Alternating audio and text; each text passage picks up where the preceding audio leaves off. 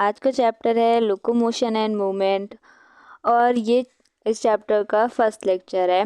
इस चैप्टर में हम लोकोमोशन एंड मूवमेंट और फुल एनसीईआरटी कवर्ड होगी। नीट वाले बच्चों के लिए बेस्ट है और क्लास 11th वाले बच्चों के लिए भी बेस्ट है। बायोलॉजी का चैप्टर है ये। तो चलिए स्टार्ट करते हैं।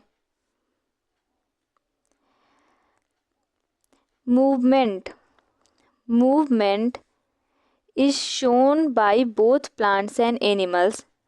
यहाँ पे फर्स्ट लाइन हमें बताई गई है कि मूवमेंट प्लांट्स भी दिखाते हैं और एनिमल्स भी दिखाते हैं। अगर मैं प्लांट्स की बात करूँ, प्लांट्स मूवमेंट कैसे दिखाते हैं, तो प्लांट्स में जब लीफ वेव करती है, लीफ हिलती है, तो उसकी वजह से मूवमेंट्स होता है, तो हम उसे कहते हैं प्लांट्स का मूवमेंट। और एनिमल्स में जब हमने हाथ का, पैर का मूवमेंट करते हैं, हाथ और पैर को हिलाते हैं, तब उसे हम कहते हैं एनिमल्स का movement. But locomotion is shown by only animals. But locomotion केवल एनिमल्स ही दिखाते हैं, प्लांट्स नहीं दिखाते। बिकॉज लोकोमोशन मतलब होता है चेंज इन प्लेस, और अपनी प्लेस को चेंज सिर्फ एनिमल्स कर पाते हैं, प्लांट्स नहीं कर पाते। अगर मैं कहूँ आपके घर के पास सपोज़ कीजिए एक पेड़ है बरगद का, और फिर आप नेक्स्ट मॉर्निंग उसे देख रहे हैं, वो बरगद का पेड़ वहाँ पर नहीं है। It's to funny, I know that. ऐसा तो होता नहीं है। तो फिर यही हमें कहना चाह रही हूँ कि प्लांट्स तो मूवमेंट नहीं दिखाते, बट एनिमल्स मूवमेंट दिखाते हैं। ये एक बहुत इंपॉर्टेंट लाइन है एनसीईआरटी की, और इससे काफ़ी सारे नीट में भी और क्लास 11th में भी ऐसे क्वेश्चन बन जाते हैं, असर्शन, रीजन और true false type. All locomotion are movement but all movement are not locomotion.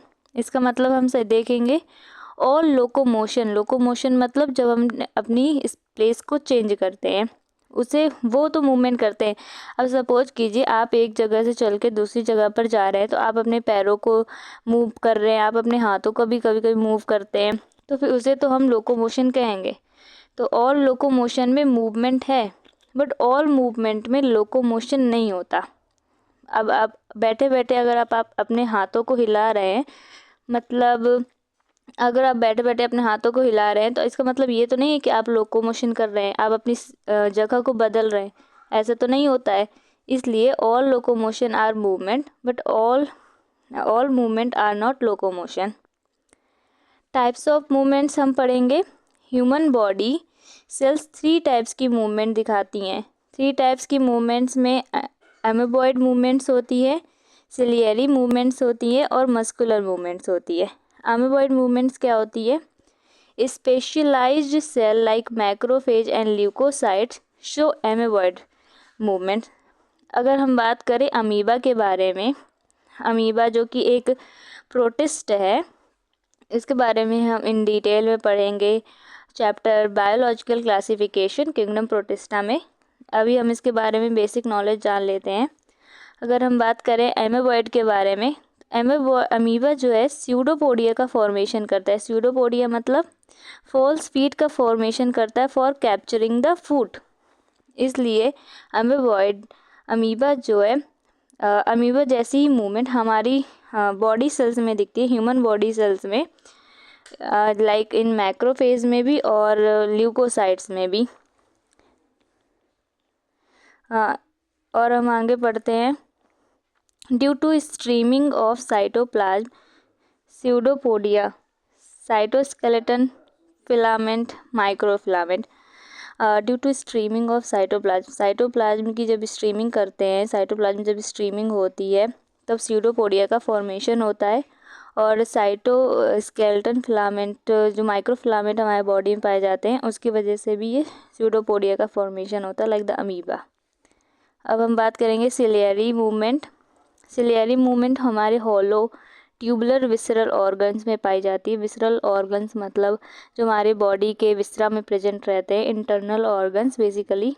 Hollow मतलब खाली स्पेस में, जो कि खाली स्पेस में अंदर बॉडी के इंटरनल ऑर्गन्स होते हैं, उनमें ये सिलियरी मूवमेंट दिखती है। लाइक अगर हम अपनी एग्जांपल की बात करें, ट्रैकिया और फैलोपियन ट्यूब। ट्रैकिया की बात करें तो फिर ट्रैकिया में सीलिया प्रेजेंट रहते हैं for removing the other dust particles और लाइक दैट। और फैलोपियन ट्यूब में सीलिया होती हैं for movement of the egg और ओवा। अब बात करेंगे मस्कुलर मूवमेंट की। Muscular movement like movement of jaws, limbs and tongues. आप बात करते हो अपने जॉज को मूवमेंट करते हो, लिम्स मतलब हाथ और पैर का मूवमेंट करते हो, टंग का मूवमेंट कर रहे हो, तो ये सब मस्कुलर मूवमेंट के अंदर आता है। यहाँ पे एक डायग्राम है अमीबा का, जहाँ पे अमीबा ने स्यूडोपोडिया का फॉर्मेशन किया हुआ है और फूड को ग्रैप्स कर लिया है। यहाँ पर ऐसा मूवमेंट होता है अमीबॉइड मूवमेंट। फ्लैजुलर मूवमेंट की बात करें, फ्लैजुलर मूवमेंट क्या होता है आपने आगे पढ़ा होगा। जब किसी बैक्टीरिया या फिर यूकैरियोटिक सेल में भी ऐसा सा एक स्ट्रक्चर होता है जो कि हेल्प करता है मूवमेंट में, उसे कहते हैं फ्लैजुलर मूवमेंट।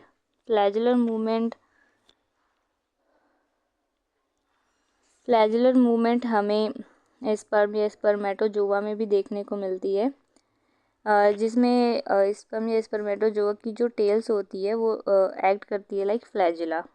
और अगर हम बात करें फाइलम पोरीफेरा की, ये बेसिकली एनिमल किंगडम में सबसे सिंपलेस्ट फाइलम है, फाइलम पोरीफेरा। इसमें भी मोस्ट कॉमन एग्जांपल की बात करें वो है स्पंज।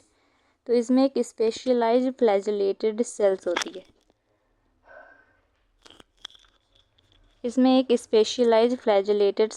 जिन्हें हम कहते हैं कोआनोसाइट और कोलार सेल।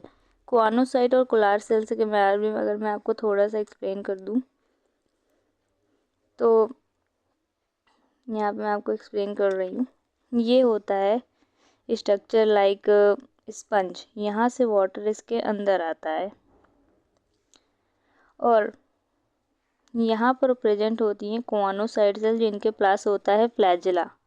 इस फ्लैजुला की हेल्प से ये मूवमेंट शो करती हैं। इस फ्लैजुला की हेल्प से यहाँ पे पानी का मूवमेंट शो होता है। तो इस तरह से फाइलम पोरीफेरा में होता है। फाइलम प्रोटिस्टा की बात की जाए, फाइलम प्रोटिस्टा में अगर एग्जांपल की बात की जाए तो यूग्लीना की अगर बात की जाए तो यूग्लीना एक ऐसा इरेगुलर से स्ट्रक्चर होता है, लेकिन इसमें दो फ्लैजुला होते हैं, एक शॉर्ट एक लॉन्ग। इसके बारे में भी हम बायोलॉजिकल क्लासिफिकेशन चैप्टर में पढ़ेंगे।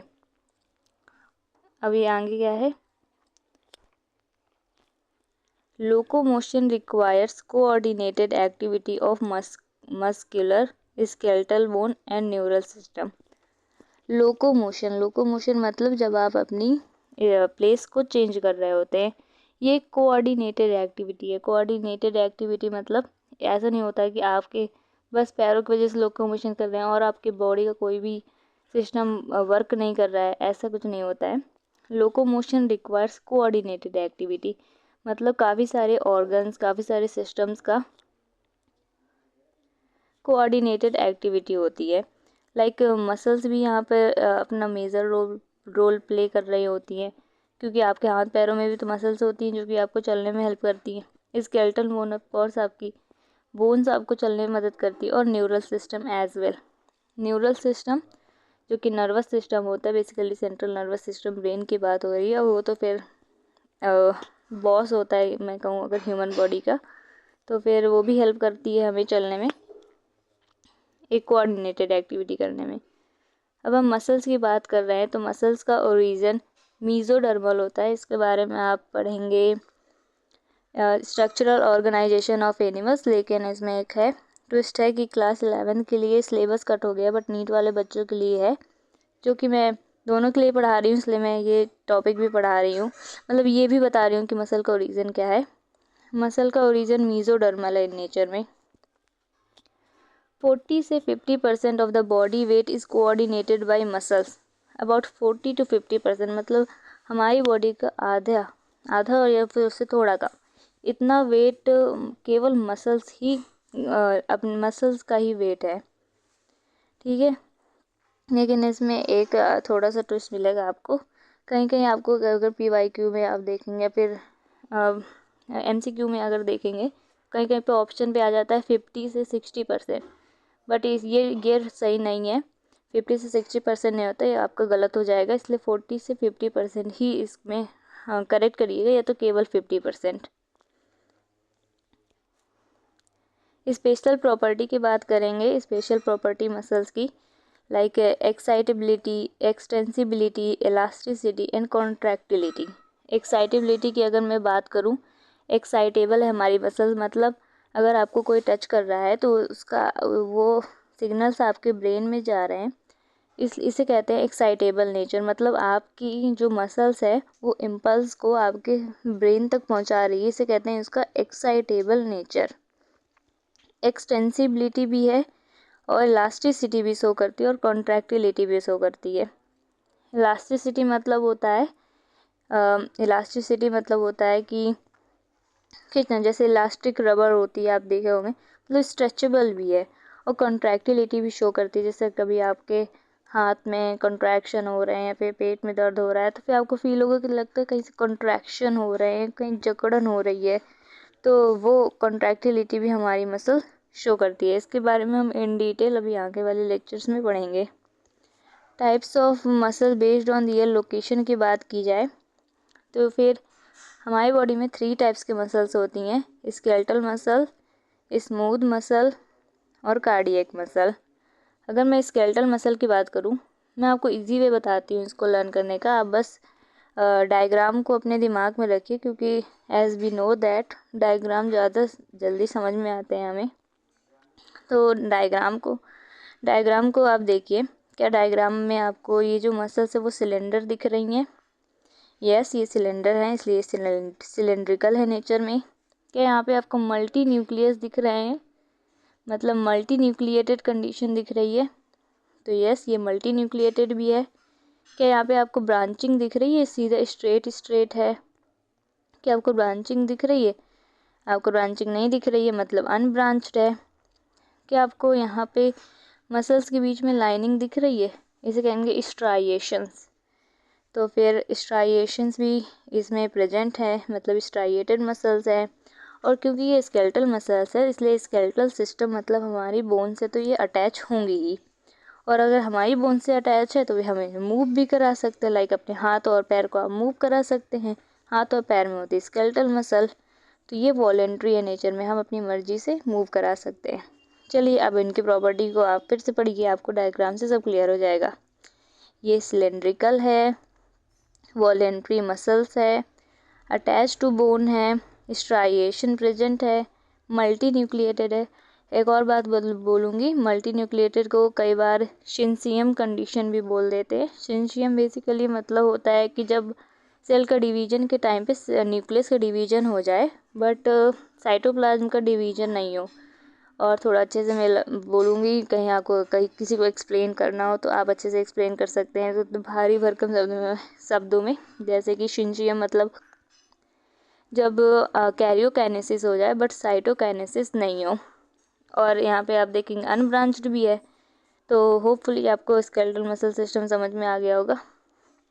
अब मैं स्मूथ मसल की बात करूँगी। ये स्पिंडल होते हैं, स्पिंडल मतलब फ्यूजी फॉर्म शेप के होते हैं। आपको दिख रहा होगा फिगर में, कुछ इस तरह का इनका शेप होता है, इस तरह का फ्यूजी फॉर्म शेप होते हैं। और इनवॉलेंट्री होती है। इनवॉलेंट्री मतलब इसका कंट्रोल हमारे मतलब बॉडी में नहीं है। मतलब हम जब चाहें इसको, जैसे हम स्केलेटल मसल्स को जब चाहे क्या कहते हैं अपने अकॉर्डिंग इन्हें हिला सकते हैं, जैसे अपने हाथ पैर को हिला करके स्केलेटल मसल में। लेकिन स्मूथ मसल में ऐसा नहीं होता है। ठीक है, अब फिर से इसका डायग्राम को देखिए और फिर बाद में इसके कैरेक्टरिस्टिक फीचर को पढ़िएगा। लाइक यहाँ पर फ्यूजी फॉर्म शेप दिख रहा है, जैसे दोनों ही एंड टेपरिंग एंड दिख रहे हैं, दोनों ही एंड ऐसे चिपके हुए से दिख रहे हैं। और एक ही न्यूक्लियस दिख रहा है एक सेल में, ब्रांचिंग जैसा कुछ भी नहीं है, सिलेंडर भी नहीं है ये। तो फिर आप पढ़ेंगे इनके आगे का। इनवॉलेंट्री मसल्स है, विसरल ऑर्गन है, ब्लड वेसल में पाया जाता है। विसरल ऑर्गन मतलब मैंने आपको पहले बताया था इंटरनल ऑर्गन, और ब्लड वेसल में बेसिकली पाया जाता है। नॉन स्ट्राइएटेड है, नॉन स्ट्राइएटेड मतलब स्ट्राइएशन प्रेजेंट नहीं है, जो कि आपको दिख रहा होगा स्ट्राइएशन, कोई भी लाइन आपको नहीं दिख रही है मतलब स्ट्राइएशन प्रेजेंट नहीं है। यूनिन्यूक्लिएटेड है, यूनिन्यूक्लिएटेड मतलब एक ही न्यूक्लियस पाया जा रहा है जैसे कि आप डायग्राम में देख रहे हैं, और अनब्रांच्ड ब्रांचिंग भी नहीं दिख रही है। ठीक है, स्मूथ मसल आपको समझ में आ गया। अब कार्डियक मसल की बात करेंगे।